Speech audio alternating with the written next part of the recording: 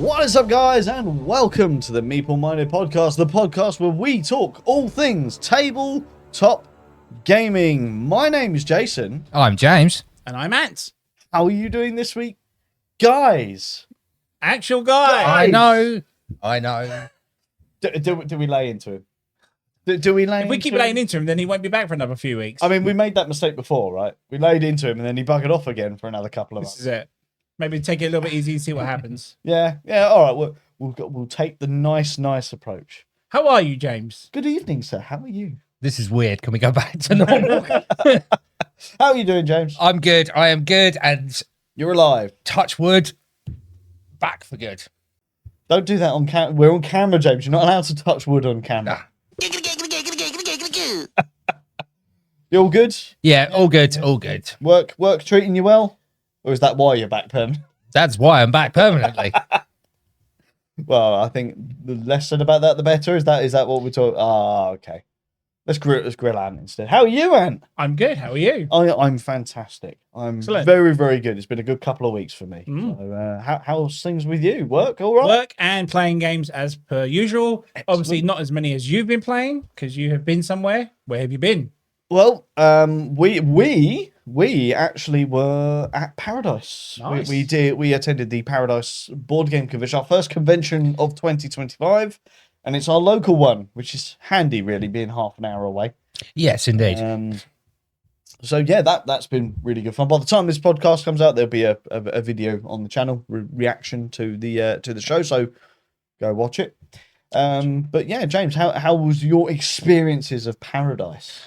Yeah, it was good. And good to get back in the swing of gaming properly. I mean, what better way to get back into the swing of gaming with the gaming convention? Indeed. You didn't play too many games while you were I didn't. Took you a little while to get the engine started.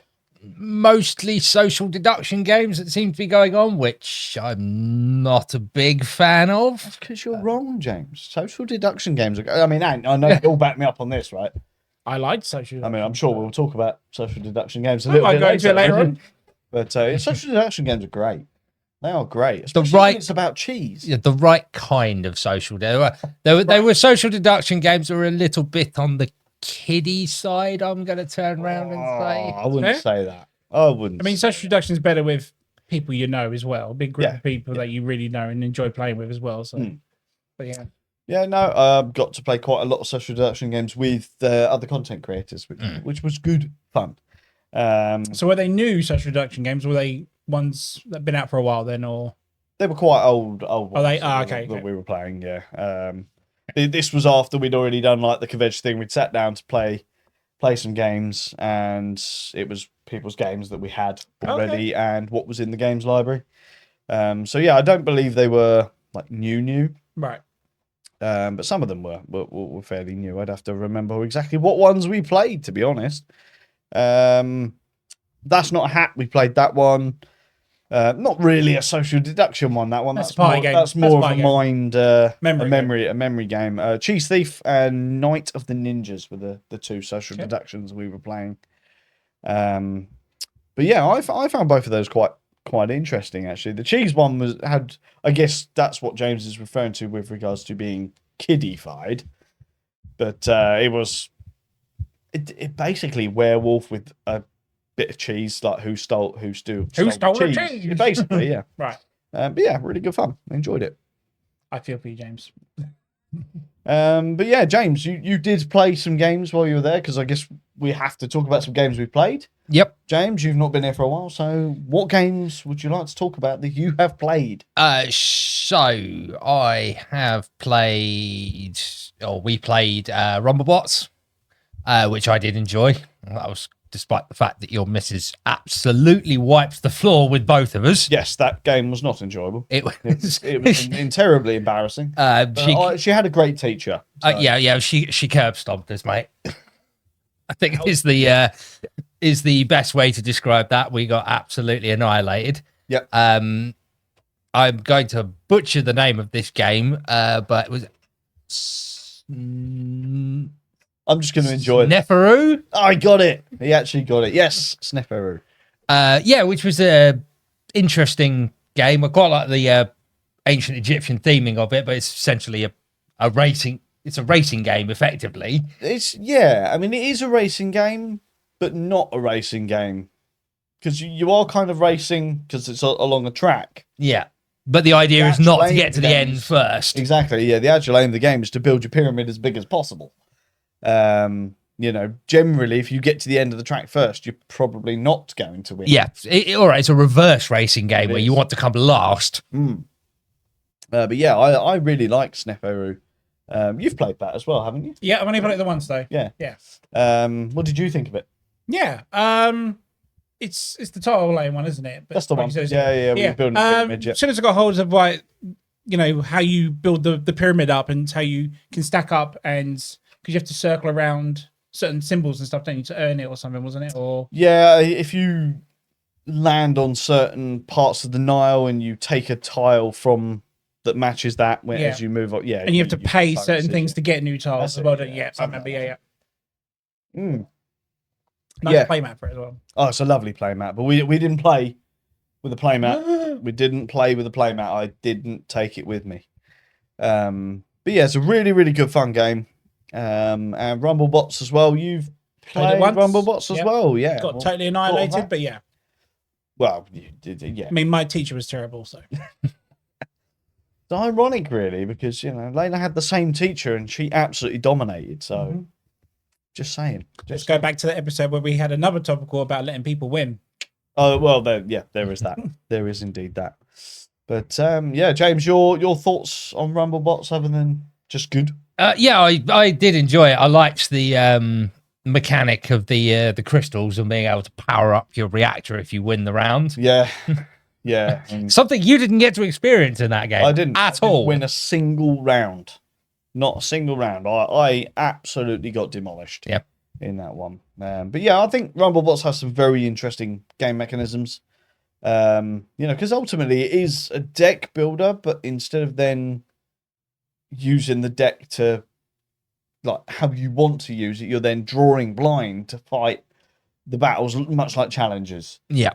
Which I thought was really, really cool. Interesting concept on that game. So do you want to talk about games that you've played recently, or do you want me to do a couple first? You can start first. I'll do a couple. So obviously I've got quite a few games that I can pick and choose from with how many I've played from recently. But one of the key ones I wanted to talk about was Bus. Now, this is a game I have wanted to play As in for BUS. so long. Yes, BUS. It's a Splotter Games game. Okay. Very old Splotter Games game. And it always makes me laugh because like the box art just makes it look like a Habba game. Okay. But it's the furthest thing from a Habba game. In Bus, you are creating bus routes around a German town and then ferrying passengers to and from work, the pub, and home. That's literally it. Apparently, that's all that people do with their lives. They go to work, they go to the pub, and they go home. Well, the for people their- of Germany do anyway. Well, exactly. Yeah. I mean, I'm jealous of these people. Yeah. But Not yeah, one of it's- them stops at a board game cafe. How weird. exactly. But yeah, it's a really interesting game. It's a bit long, I would say. So you've got like a set amount of cubes for the game, right? So let's say 20 cubes for a game, and that's your actions for the entire game. Oh, wow. So you have to really pick and choose what you want to do. And with that, you've got to build lines, you've got to buy more buses, you've got to build buildings, Right. which will be like people's homes, offices, that kind of stuff, to try and maximize where people are going to go along your routes. You've got to pick up passengers, you've got to create passengers, all with these actions. And of course, everyone's doing those actions, so more passengers will appear on the board. But then you sort of, dependent on the order of play, i.e. where you've placed your cube or whatever it is to signify that you want to take some passengers somewhere. If you don't go first, the others have got the chance to take the passengers away from you and stop you from scoring those okay. passengers. So there's quite a bit of strategy involved in that game. I got absolutely demolished. I thought it was quite interesting because I was playing like a Blue Line, which is our local Metro bus. Of course. And in the entire game, much like Metro bus, I carried a grand total of 4 passengers. I was so impressed with Do myself. you think you'd be better at it next time you go back into it, though? Because you know how to play it. I probably would, yeah, because I made a big mistake in the first round, which did kind of hit me quite hard, which is one of the, I guess, telltale things of a splotter game. Yeah. If you mess up early on, you tend to pay the price for that for the rest of the game. Which, it didn't bother me too much because I was just having a good time. But I guess if the game had gone on much longer, I would have just been sat there like, I've been sat here for 2 hours and there was no chance from like turn 1. So I've kind of wasted a lot of time. But it was fun anyway. I did enjoy playing Bus. You still carried on with it, so that's a good thing. I did, yeah. And it's a nice one to tick off the list. So I'll talk about one more that I played. And this one was one that I played with the guys of Bored Stupid. Oh, okay. And I have been meaning to try this game for quite some time. They constantly rave about this game. I believe it was their 2024 Game of the Year, which was Rebirth by Reiner Knizia. Now, really wasn't sure what to think of this game going into it because, again, it has a lot of hype. The production looks fantastic. You know, we got the little castle buildings that are going to be going out. You've got the cathedral buildings which go out as well. We played on the Scotland map. Okay. And I believe the reverse side is the Ireland map, which I think was described to me that the Scotland map is more strategic, whereas the Irish map is more tactile. Okay. Not really too sure why that is. So I didn't get to play it. But for what I did play of the game, I really did enjoy it. You know, I'm not sure I would say it was my personal game of the year for 2024. However, I do want to play it again. And I'm even considering buying it. I'm very much considering buying that game. And I think that we would have a good time playing it if I did get hold of a copy and we got it to the table. Have you actually played Rebirth? Nope. No? Okay. Is it one that you're interested in trying? Yeah. Meh. I know you. I'll give it a go. I have no idea what it is, so I'll give it a go. I mean, I saw it at Essen, and yeah. Yeah, it wasn't one that really stood out to me all that much, but having played it, I really enjoyed it. And I think I would like to play it again.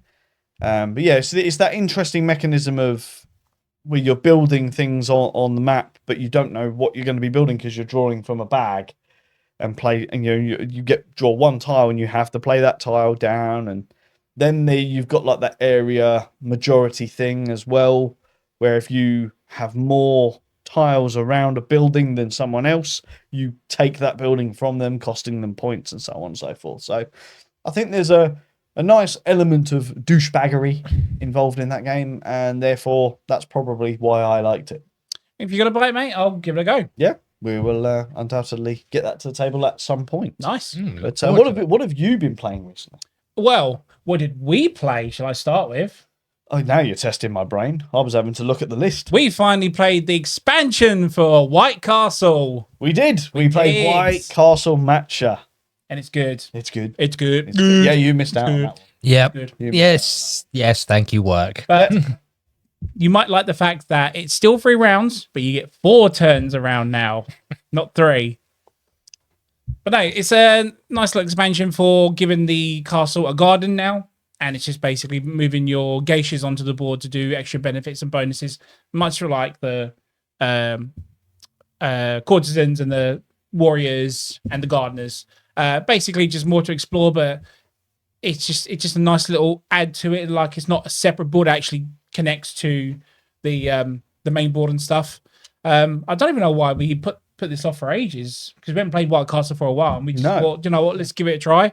And we played it and really enjoyed it. And yeah, I love White Castle, and I think the expansion is a good. Yeah, we were talking about it recently, weren't we, when we did the 2-player games? That's right. And I remember we talked about it, and then afterwards we sat there and, do you know what, we really should play go that. back to White Castle, yeah. And I think that's why we inevitably did go back to White Castle.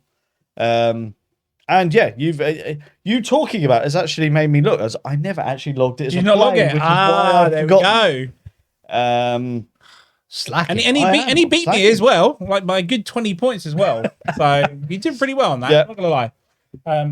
It'd be But- interested to see actually on that because I did win and I won quite conclusively, but I didn't actually use any of the new stuff. Exactly, yeah. So Whereas I is- did, so because you used quite a lot of it. Hmm. So is that evidence that maybe it isn't as balanced as it maybe should be? maybe it's not, but I wasn't pushing my geishas as much like you were pushing them up at the castle. I could have pushed mine up into there. I think they have like a little mini castle there that you could have done and probably got the same multiples, but I was going for so they have like a little lily pad section, don't they? Yes. And I went for that more and tried to get the benefits of those more than the actual bigger benefits. So but now I know that for next time I probably would do for it next time. I got quite lucky with the river stuff as well, didn't I? Yes, 'Cause I exactly, had quite yeah. a lot of points coming Yes, from that. absolutely.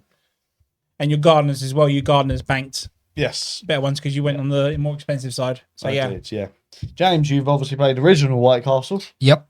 I know you like the original White Castle. Is Matcha something you actually want to try? It is. I remember you talking about it when you first got it, and like you said, we were putting it off for ages. So yeah, I'm kind of gutted that I missed out on the play of it, but I'm sure. But now that you're back for good, mate, we will make it happen. Yep, Yeah. indeed. We do need to make that happen more.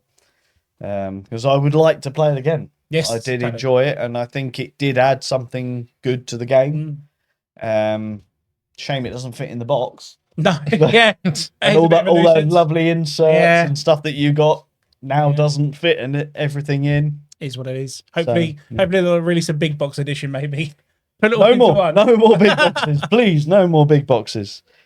We do love a big box, though. We do that. Check that episode out. Mhm. See, yeah. It was Nice little sweet everything in there. Love it, love it.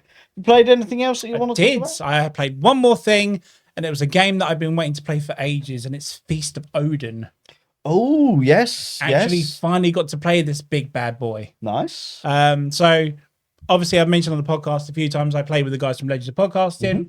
They have a friend of theirs that comes to those game nights with them. He's very new into the hobby himself, and we're trying to get him into it. And he started to buy board games basically. I don't know what he does, but his job actually got him to go into the warehouse of Chaos Cards last week. Nice. And he rung me up and said that the owner of the shop says you should try Feast of Odin. It's really good. So he rung me up and said, "And is this game any good?" I said, "Look, from what I know, it's good. I've not bought it because it's pricey. It has free rule books, Yeah. and it's put me off playing this game for ages. So I've been wanting to play it. But if you buy it, we'll learn it. We'll play it." So he bought it. He learnt it. Come over it. Taught it. It's brilliant. It is really good. It's essentially Champions of Midgard without the fighting. Yep. But you got like a little player mat where you're adding things to it to try and not get negative points for the ends around, but you can upgrade certain things. And the board that you place your meeples on to do certain things is brilliant. There's so many options to it. The only downside to it is you have to feed your Vikings after every round. So even though you're trying to get negative points off your player board, you've got to try and remember you've got to store food to feed your Vikings for that round that you put out on the board. Yeah. I highly recommend you guys give it a try. It's really good, and I'm kind of gutted I never got to play it sooner, but it is a very pricey game at the end of the day. It is, yeah. Comparing it to Champions of Midgard, you've sold out to me already. It's literally Champions of Midgard without the dice. It's worker placement, and without the dice and fighting into it. So Very nice. Yeah, we'll have to give that one a Yep. go. I'm pretty sure I've played it at some point, but I can't say I remember it. Yeah, Which is I'm not sure how old, but it's quite an old game, isn't it? Yeah. I don't think it's a. But No, it's, always, it's definitely not a new one. it's always been in like the BGG top 10, and I've just never gone for it. So, but no, finally got to play it. We Another will one have ticked to off the play it. list. Yeah. I mean, going to the Chaos Cards warehouse as well is I know, is right? awesome. But I would love nothing more than to go to the fabled Zatu warehouse Ah, true. that everything seems to come to be- from or be not damaged. come from. So They're called It's Tesco all- warehouses now. the other warehouse that they have. But yes, Honestly, he was sending me pictures of the aisles of this store. I was like, I want that, I want that, I want that. Yeah, he came home with a good banger. So I'm not gonna lie. Good. Nice. Yeah, I'm glad I don't have a friend like that. It would cost me probably a lot more money. So, oh, you happen to be there, right? Cool. Here's my shopping list. Yeah, Just let me know how much. Yeah, let's not. don't do give him that. ideas. No, let's not do that. But yeah, that's some games we've played recently. Is there any other games that you guys want to talk about before we move on? No, we played just some more Star Wars Unlimited as always. Of course, So, loads of Star come on, Wars. as always. Apart from that, Yeah, that's all I've got. I haven't run James through that yet, but I will remember to at some Dude, you'll be point. hooked. So should we move on to our main topic Let's do for it. today? Because it is a topical. Woo! A lovely topical. That's why James is really here. He loves a topical. He loves the topical. He loves a it. topical. He loves it. I just like to see the steam pour out of Ant's ears when he disagrees with everything that I say. Yeah. I mean, I don't think there'd be much disagreeing I don't on this think it will one be. because for this one we are going back a little bit to the start of our gaming careers, the gaming that we've been doing the past few years. Now, me and James have obviously been in the tabletop side of the hobby for quite some time, and it really dawned on me the other day that I've now been in this hobby for nearly 26 years. Whoa. I've been in the tabletop hobby, so that is quite the damn. Yeah. Yep. Talking about how we got into the hobby, and more importantly, rather than actually talking about getting into the hobby, the games that first attracted us to the hobby then, are they the same type of game that attract us now? Like, have our tastes changed since we started? Now, I know for me personally, mine have changed quite considerably since I got into the hobby, or since I was pulled into the hobby. What about you guys? I definitely think my gaming tastes have changed Yeah. from when I first started. Okay, nice. We'll talk about that a little bit more in a minute. What about you, Am? I'm to and froing about it. I mean, my attitude towards trying games has changed, but I don't think my actual particular tastes have. Yeah. But we'll go into it a little bit more in a minute. Okay, cool. So yeah, we'll talk a little bit more. I mean, like for me personally, I would say when I first got into the hobby, and I'm talking now about board games, right? Because the story of how I got into tabletop gaming is wargaming through Warhammer. I was Warhammer Fantasy through and through, right up until I think it was 7, 8, 9 years ago, or whatever it was, when I first discovered board games, modern board games. So talking about board games alone, when I first come in, I was far more at the family weight category. IP-based games were something that I really loved. But yeah, I would say nothing more than what would have been lightweight at the time. Whereas now I'm sitting here with Galactic Cruise on my shelf. So my taste have very, very clearly switched quite a bit. Now, I would say Galactic Cruise is probably a little bit too heavy for me. But by the same token, I've got Escape Plan over there as well, which is at the top end of where I would like my games to be. But I tend to sit more in that medium weight category. So with regards to weight of games, have anything changed for you, James? Because you came in a bit later than me. I did, and I would say not really, because I was always drawn. I don't think I still to this day don't think I've played anything that would be counted as like heavy weight game. But I do. Even back when I first started, I think I craved complexity more than you did. Like I said, I skipped over the whole gateway and family. I would say it's the same game that drew both of us in, which was Thanos Rising. So I would say I definitely started off IP based, but I think I very, very, very quickly outgrew that and was like, well, I want more from this. Yeah. And I think that is definitely because I came, like you said, from a Warhammer background. Sort of like it's the lightweight games just aren't doing it. Yeah. And I still hold to that now. I think. Yeah, I would definitely say you accelerated past the or accelerated through the genres and weight level a lot quicker than say I did. But what about you, Ant? Did you from what I remember, your intro games were already quite far above the lightweight category. Yeah, I mean, going into it, I wasn't aware of what's a lightweight, what's heavyweight, what's medium weight. I just went into IP-based movie games. That's how I started, because I'm the movie guy. I love my movies, so we went straight into just buying board game it's based on movies. So a lot of it was very social deduction stuff that James has mentioned. So I think the only way I've changed on that aspect is not to stick with just social deduction. I have gone and broadened my horizons to different genres of games because I've been introduced to them by yourselves and Bored Stupid and whatnot. So yeah, that's how mine started off anyway. Okay, fair enough.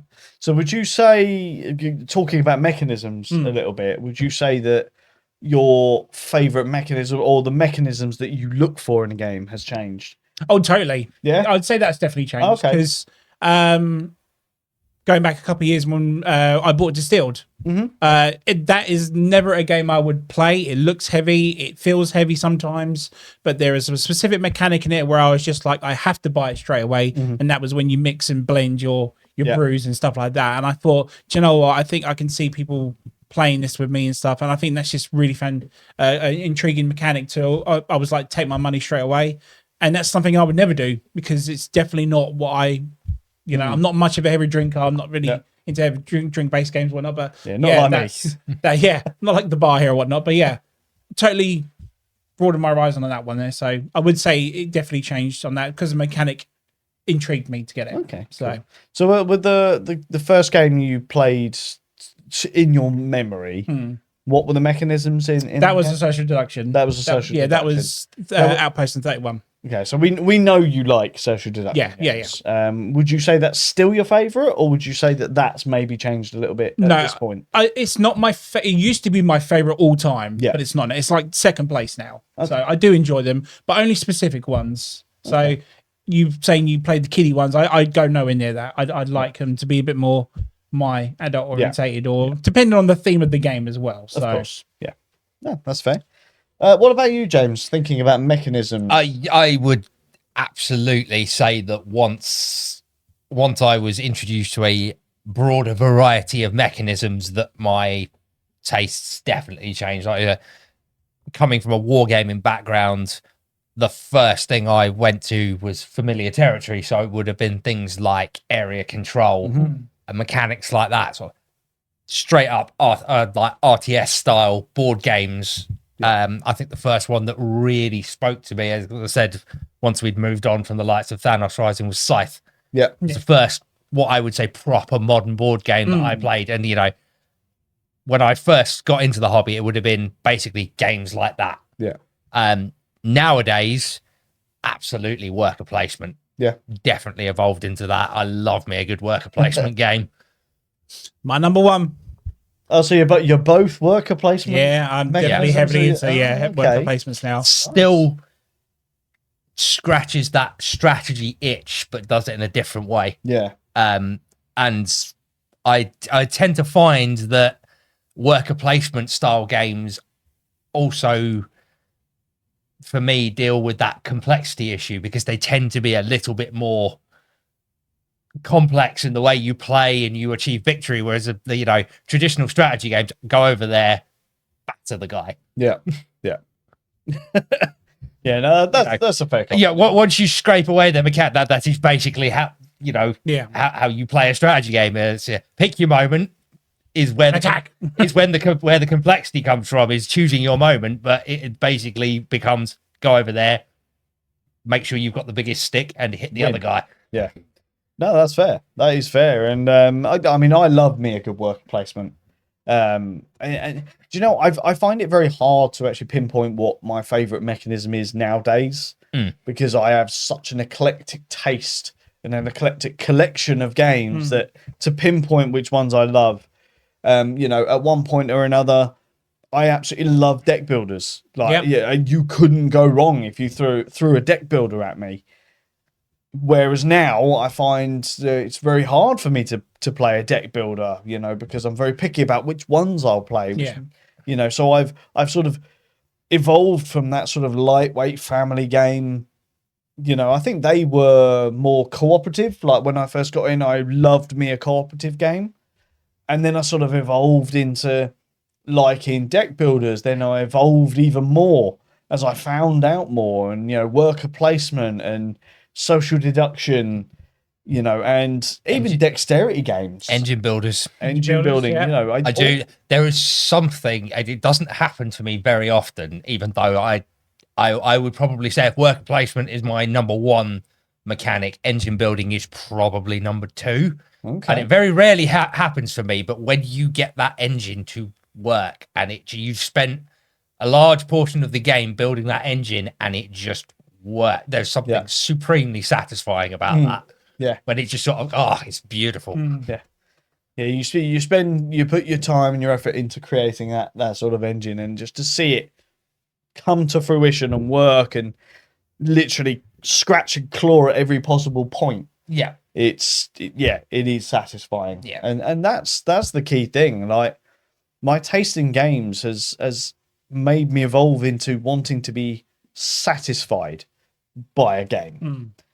Be it not necessarily winning. It's just my taste is, if a game can keep me satisfied even in defeat, then I'm going to enjoy that game. Yeah, I would actually go as far as to say that that's why I enjoy engine builders so much, because it's not even about winning. It's like, you don't necessarily have to win if that engine just performs beautifully once you've built it. But I suppose in a way, get a little bit philosophical here with me and you coming from an engineering background, it's like, it's something you've created and it works. It's just as satisfying. Like you said, you don't necessarily have to come away as the victor of the game, and it's just like, I poured time and effort into that and it did what I didn't get me victory, but it did what I wanted it to do. Yeah. And it works. Yeah. You kind of get the same sort of satisfaction from that, from buying an advanced Lego set, and once you finish building it and it looks like what it's supposed to look like, or you've spent time working and cooking and slaving it over a meal in the kitchen to have someone taste it and go, oh my god, it's the best thing I've ever eaten. Satisfaction. It's just that satisfaction. And like I said, I think that is where I look at my gaming career, if you like, and sort of go, that's where I've evolved to. It's not necessarily about my tastes have changed, it's just my overall requirements from the hobby have changed. I'm not doing it for the fun, or not just playing a game for fun. I'm playing a game for satisfaction. But in that, I would say yes, my tastes have indeed changed, and I find it quite difficult now to go back and play some of the games that I played when I first got in the hobby. I mean, one of them is Flashpoint, which is just back here. Okay. That's still one of my most favorite games of all time. But other than that, like, I think back to like James said, we both played a lot of Thanos Rising. I don't own that anymore. I don't own any of the Rising games anymore. Would I go back and play them? Yeah, maybe not. I think, again, sounds very snobbish, but I feel like I'm past that. Yeah. And generally, it's not necessarily snobbish to say you've outgrown it. It's like it's not saying that it's beneath me. It's like, I played it, I enjoyed it, but my tastes have evolved since then, and I don't want to play it anymore. Yeah. But is there any games that you can remember, Ant, from early on in your journey that you maybe enjoyed at the time, but now you look back and go, do you know what? Nah, I'm all right, thanks. Oh, wow, that's a question. Spur of the moment as well. Look at that. It is very spur of the moment. Might have to come back on me on that one. Oh, don't do that, because I've got to think as well. Wow. That is a good question. Thank God for the pause. Yeah, we might have to pause this for a sec.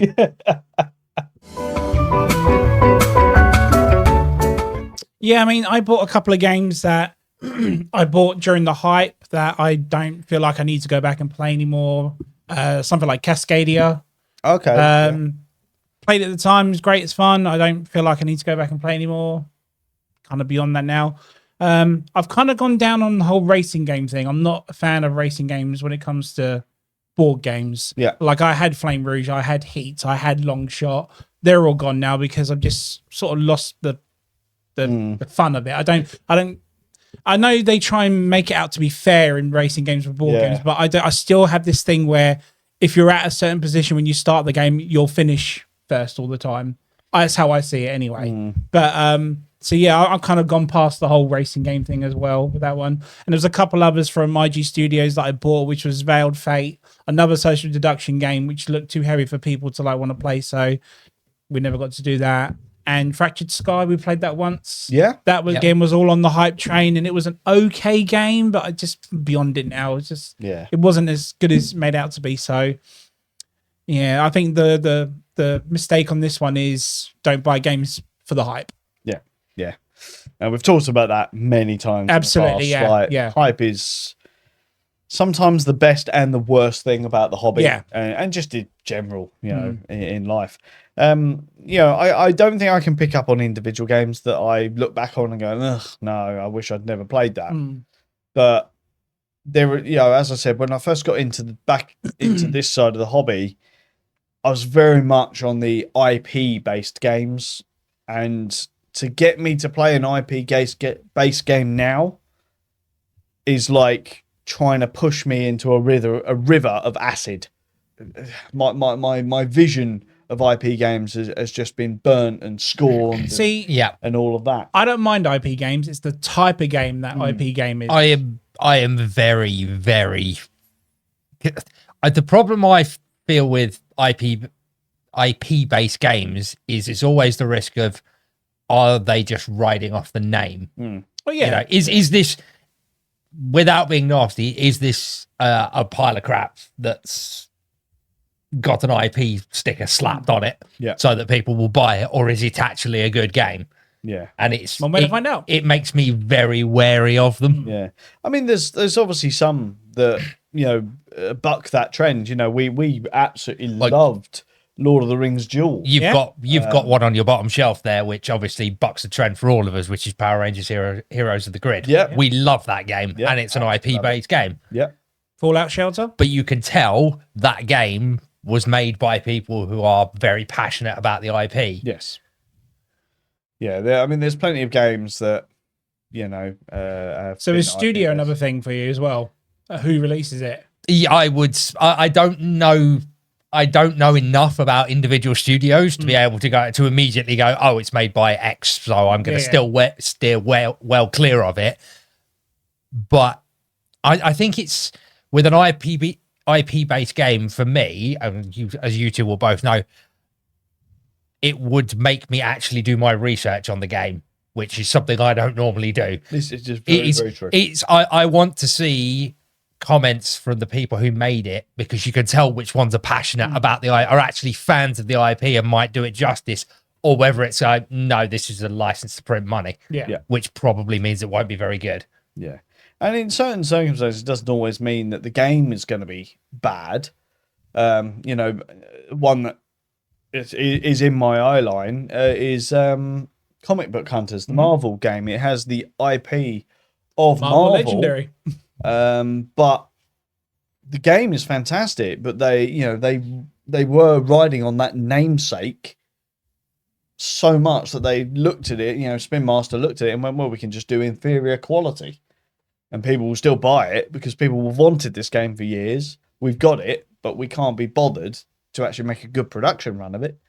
So they ended up printing a rubbish quality game. Which is a shame because the game is really, really good.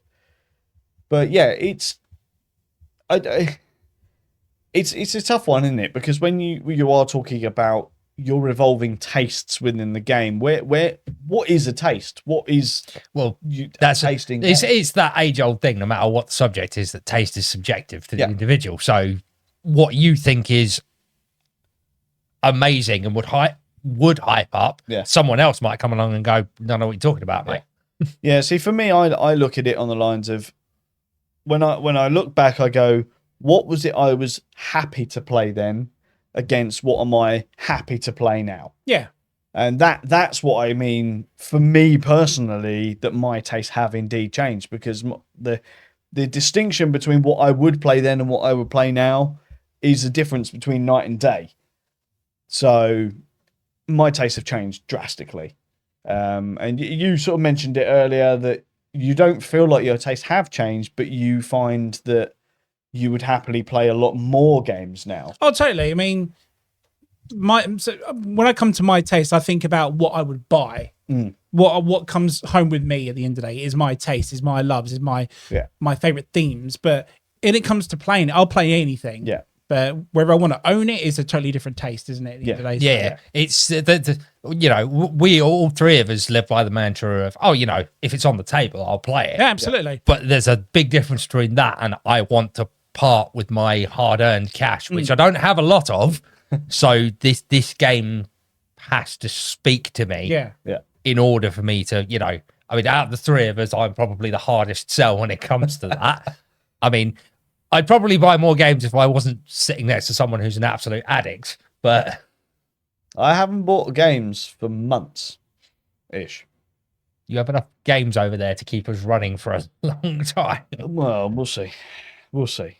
But so I mean, overall, That's actually an interesting tangent to go in. Would you say that is part of your taste change? The fact that I know obviously some of it will be due to financial situation, but all joking aside, you don't hit the buy button that as much. And do you think that's because your tastes have evolved and you are more likely to actually sit there and go, oh, well, actually, is it worth me spending the money on this if I'm going to have it in my sale pile next month?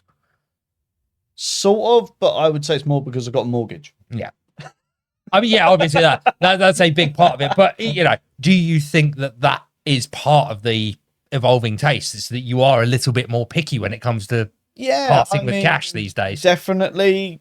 There was a period where I would have just gone, oh, new game, buy. What's the game? Don't know, but it's coming. But it'll be here tomorrow, whatever it is. My tastes have definitely changed when it comes to what the game is. Like, there was a period where I would want the biggest and the best, and if it wasn't the most deluxeification of deluxeifiedness, just coming up with different variations of the word deluxe, I wasn't interested.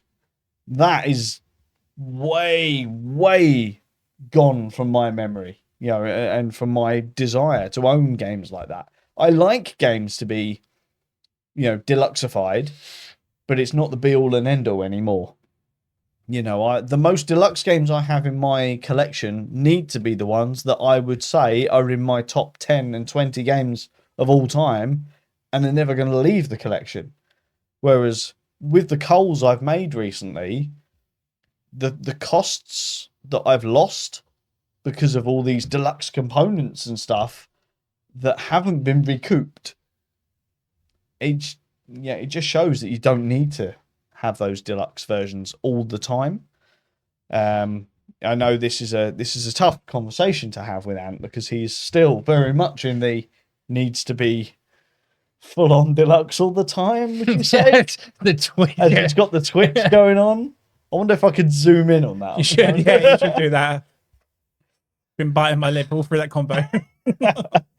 So I'm guessing your tastes haven't changed when it comes to deluxeification. No, it hasn't. Okay. I will always buy that playmat. I will always buy that if it's available, because let's face it, they're not always available like that. Yeah. I would like to do it. I like to go deluxe, but it's like you said, it's whether you can afford it at the time to do it. Yeah. So definitely for me would be, I would have to be 100% sure, like you said, that this game is sticking around, that it's not going to end up in the sale pile. I mean, that's very difficult when you only own one. Yeah, but it's like that. That is I am very thrifty when it comes to that. It's like, I joke about obviously sitting next to a board game addict. It's like, well, I might buy it, but you've probably beaten me to it, and there's no point in us owning 2 copies. But I would have to. I'm not one of these people who would turn around and go, well, realistically, I'm going to buy it. We're going to play it a couple of times, and then I'm probably going to flog it. What's the point? I probably know someone at the various gaming clubs that has a copy that we can play, and that's if I'm going to purchase it and buy it, it needs to be one that A, is going to see the table on a semi-regular basis, and B, that I'm not going to get bored of very quickly. Yeah. No, that's fair.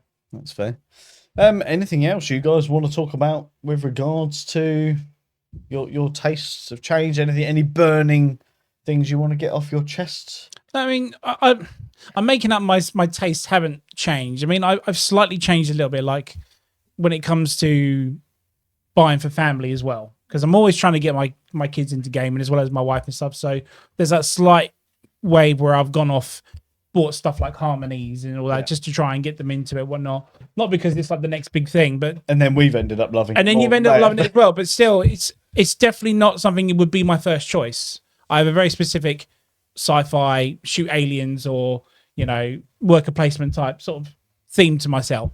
But to buy something like Harmonies is way, way off to what I would normally do. Yeah. So, and we mentioned about the favorite comfort games we did a while ago. Yep.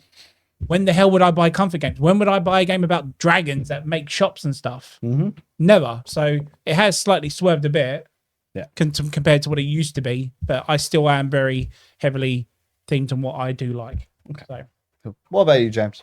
Anything else you want to finally add?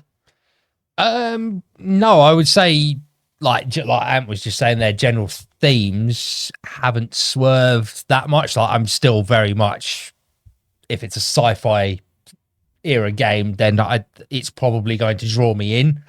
It's got aliens. It's got lasers. Because we've said before, it's like there are certain things like table presence and that are going to draw you in. So it's like theme is a big one. Yeah. So if it's sci-fi based, and that's always been a big thing of mine. I know you're more of a fantasy guy.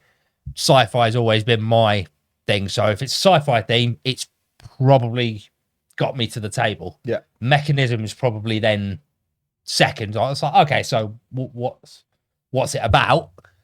And then that's probably going to determine whether I actually sit down and play. Yeah. And I'd say that probably hasn't changed theme wise. Yeah, I mean, that would be the final thing, with what you've said there, that I would say as well. When it comes to my tastes in games, theme is still the thing that's going to draw me to a game. Mechanisms have never been that for me. And that hasn't changed. Don't get me wrong, I find mechanisms very interesting. And certain mechanisms will definitely draw me to a game eventually. But the theme is what's going to capture me, and always has been. And to be honest, I think it always will. Which is again why I think proper heavyweight Euro games just don't grip me, because they do lack theme. And again, that's the side of my taste in games that has not changed, and I don't think it will change. But other than that, I feel like my tastes have changed quite a bit. I always would love to get into heavy games. I always would, but how very rare we get to play games nowadays and stuff. I don't want to spend a day on one game. Of course. We have multiple games we need to get through and stuff. Yeah. But I'm always interested in the heavy game. I'm interested in heavy games, but like Jason said, they tend to be Euro games and lack theming. And for me, that's why I don't play them, because if I'm going to sit down at a table for upwards of 4+ hours, that theme better be oozing through that game. Otherwise, it's just a spreadsheet. Yeah. And if I want to stare at a spreadsheet, I'll boot up my computer and open an Excel document. Yeah. Without being funny, it's true. The game has to ooze theme to keep me engaged if I'm going to devote that much time to it. Absolutely. And then there are games that just get a little bit. We were talking about this at Paradise, where it's just sort of like some games get to the point where it's just absurd, and it's like leave it to the digital market to handle it when it's this complex, because at least you can put that down and come back to it. Yeah. Excellent. So, well, thank you very much for having the discussion about your changing or lack thereof of your tastes within the hobby since we all started. I think you hate to think now, if you added up how long we've all been involved in the hobby now, that you added it all together. How old we'd be. And you have to think about the amount of games we've played to get to these tastes as well, because you obviously have to go through a few things to get to the the topics that you like or the themes you like. So but no, it was an interesting discussion to have. It's probably lasted a bit longer than I thought it was going to, if I'm being completely honest with you. considering you had no notes. I had no notes. This is the first time in a long time I had nothing. No bullet points, nothing. But yeah, thank you very much for that. There's anything else you guys want to say before we sod off ski? Yeah, so obviously these are our personal tastes. Obviously, if you have other tastes of yourself, let us know. Comment below and let us know. Obviously, like, share, and subscribe if you like what you listen to as well. But also just give us some recommendations or other themes that you like and let us know what it is. I would say, James, say something, but he's just said it all. Yes, yeah. No, just echo what Ant just said there. It's like we want to hear, what are your favorite themes? What are your favorite mechanics? Those kind of things, Introduce you to something we haven't spoken about. Yeah, absolutely. Let us know if your tastes have indeed changed since you first got back or into the hobby for the first one. We keep saying the word back. A lot of people have only just got started. into the hobby. They never were in it in the first place. But yeah, that's what the comment section is there for. Let us know what's happened within your gaming career. But I guess on that note, we should say goodbye and thank you very much for joining us. Do all of that, social media stuff, like, share, subscribe, comment, all of that lovely jazz. Until next time, I have been Jason. I've been James. I've been Ant. And you have been watching The Meeple Minded. See you next time. Ta-ta and goodbye.